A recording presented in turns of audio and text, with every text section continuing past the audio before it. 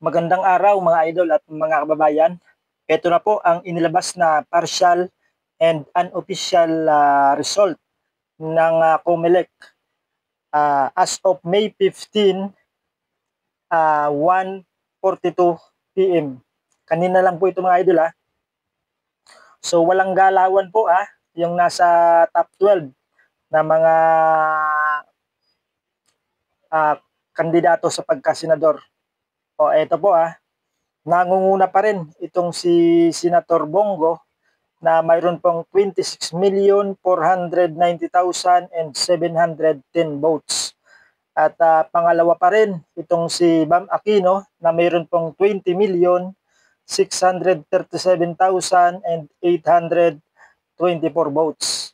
At pangatlo pa rin itong si Ronald Bato de la Rosa, mga idol, na mayroon pong nakuhang 20,273,810 votes.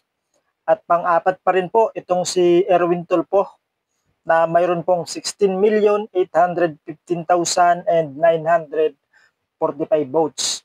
At panglima pa rin itong si Kiko Pangilinan na mayroon pong 15,088,642 votes. At pang-anim pa rin itong si Congressman Rodante Marcoleta, pero ngayon ay tatawagin na natin siyang Senador Rodante Marcoleta. O, ito po yung kanyang nakuha, 14,911,663 votes. At pang-pito pa rin itong si Ping Lacson, mga kababayan, na mayroon pong 14,857,254 votes. At pang-walo pa rin itong si Tito Soto na mayroon pong nakuhang 14,596,819 votes. At pang-siyam pa rin itong si Pia Cayetano na mayroon pong 14,307,112 votes. At pang-sampo itong si Camille Villar, mga kababayan, na mayroon pong 13,360,444 votes. At pang-11 pa rin itong si Lito Lapid, mga kababayan, na mayroon pong nakuhang 13,121,545 votes. At pang-12 pa rin itong si Manang Amy Marcos, mayroon din pong 13,036,627 votes. So kung napansin nyo mga idol yung tatlong magkakasunod mula sa ika-10 hanggang ika-12 yung pang-10, yung pang-11 hanggang pang-12, kung napansin nyo, pare-pareho po sila, nasa 13 million yung nakuhang boto. Lumamang lang po sa sa 1,000. Yung 1,000 po ni Camille Villar ay 360,000. Samantalang itong pang-11 na si Lito Lapid ay 121,000 at itong si Manang Amy Marcos ay 38,000.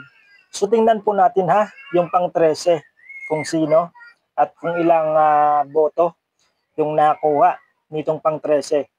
O ito po ang katunayan makikita nyo sa screen para hindi tayo masabihang fake news.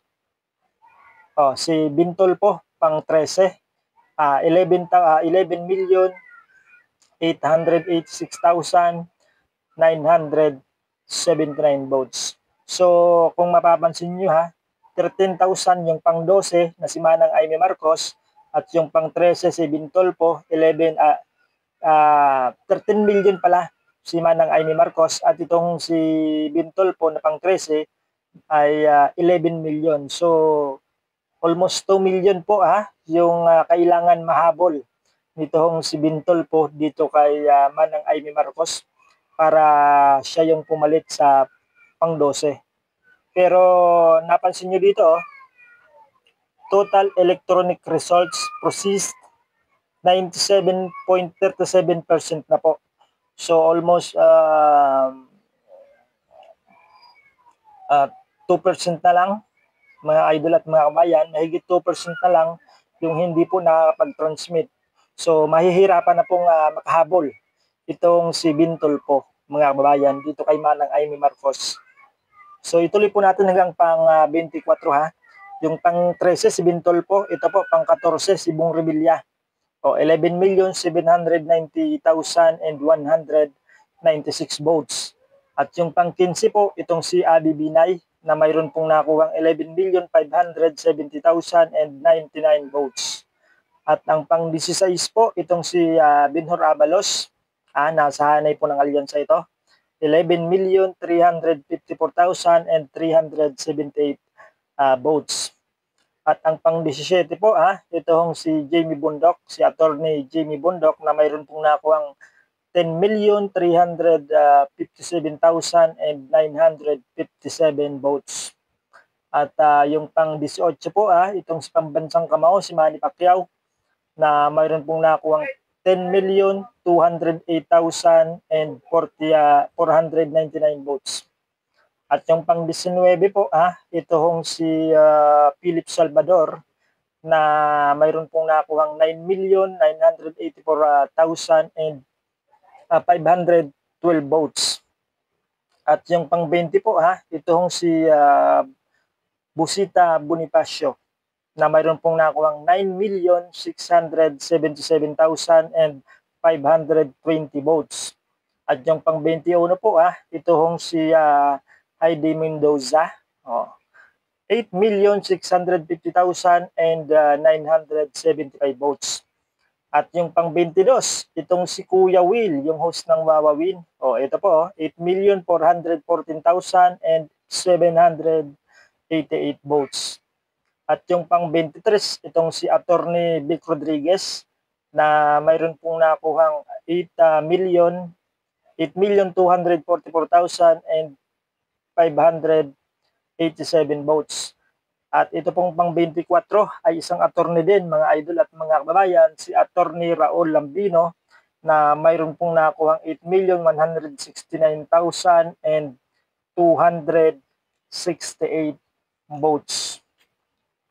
So kung napansin niyo mga idol dito po sa top 12, yung pabor po dito sa mga Duterte, lalong-lalo na dito kay Sara Duterte, kay VP Sara Duterte, ay ito po, si Senator Bongo, si Senator Bato de la Rosa, si Congressman Marcoleta, si Camille Villar, at si Manang Amy Marcos. So, kung mapapansin natin 5 po yung pabor dito kay VP Sara Duterte para po hindi siya matanggal sa pagka-Vice President. At sa nanalapit po na na impeachment trial ay kakampi ni VP Sara itong 5 na binanggit ko si Christopher Bongo, De La Rosa, Marcoleta, Manang Amy Marcos, at itong si Camille Villar. So ibig sabihin, mga kapatid at mga kababayan, 4 na lamang yung kailangan po ni VP Sara para hindi siya matanggal sa pagka-vice presidente. So sa sa mga dating senador ay mayroon na po doon si Senator Robin Padilla, sino pa ba? Alan Peter Cayetano, at yung kapatid ni Villar, Mark Villar, at isama na natin itong si Pia Cayetano, mga kababayan So, medyo